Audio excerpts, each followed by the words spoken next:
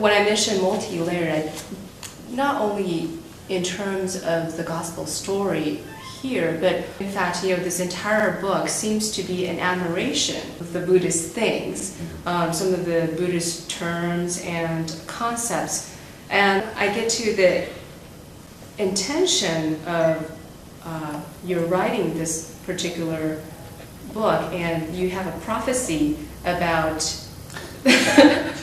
should I read this? Go ahead. Graven images of Buddhism will fall eventually. Explain this. Did I say that? It was probably an attempt at being highly literate.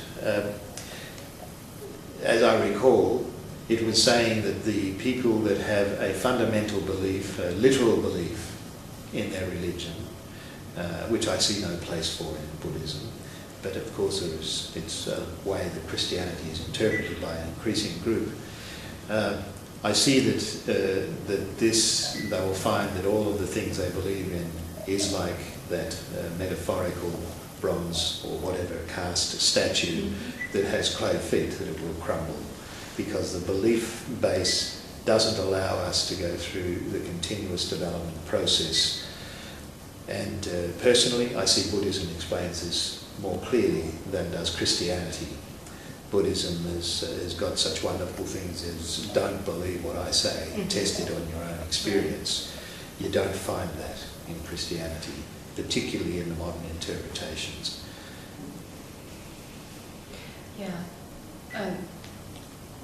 Well, I think that when I read that line, one of the things that struck me too was that graven images in Buddhism, we wouldn't think of them as graven images, but that actually it's more about that being a symbol of some of our inner features. And so, but is that what you had in mind? No, it wasn't at all. No, it wasn't. You were actually thinking they are graven images, though. Yes, I was thinking of that Old Testament statement about graven images and the metaphor of the clay feet on that image. That was all that was about. I see. But if I go on and answer about the rupa type of concept of Buddhist images and so forth, it can easily, in a Western person, it can easily replace the things that they've got in the church.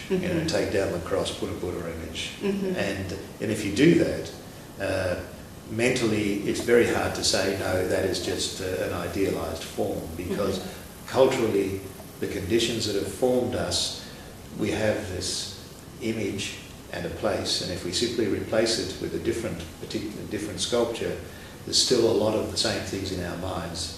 And so we're not doing ourselves any favors. Yeah, right.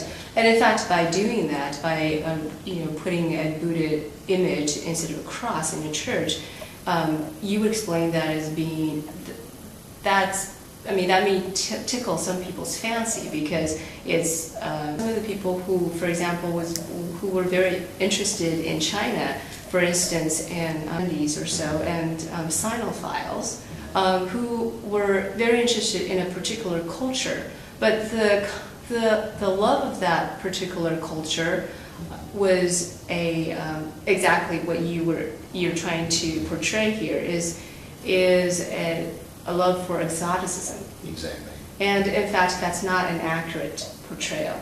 So I actually appreciate you pointing that out, that for those who are in the West who are interested in Buddhism, that it's important not to be interested in it for its exoticism, its quote-unquote foreignness, or its paraphernalia. What do you think of that? I agree entirely. I think Zen erotica is one of the words used. Just it excites me so much to be part of something foreign. You have this tendency. And the other thing that we talk about here is people shopping around. They go to this Tibetan center, and then they go to the next one down the road, and then they go to the Interfaith Center of Seattle or something. Yeah. And after they've shopped around, they find it's still not working for me. You know, there's something like that. And there's a wonderful Zen metaphor about this of the fellow with the dog feces on his shoe going from temple to temple and saying, it stinks here, I have to leave, stinks here, I have to leave. Of course, it's on his own shoe. It's with us. And I think this type of shopping around is part of this exoticism that you relate. However, the other side of it is it shows that people are looking for something, and it can be expressed in terms of psychological ill health, you know, mental breakdowns and so forth, and it can be expressed in just general dissatisfaction with life. And this is how the religions became religions, as answering the questions of smaller groups.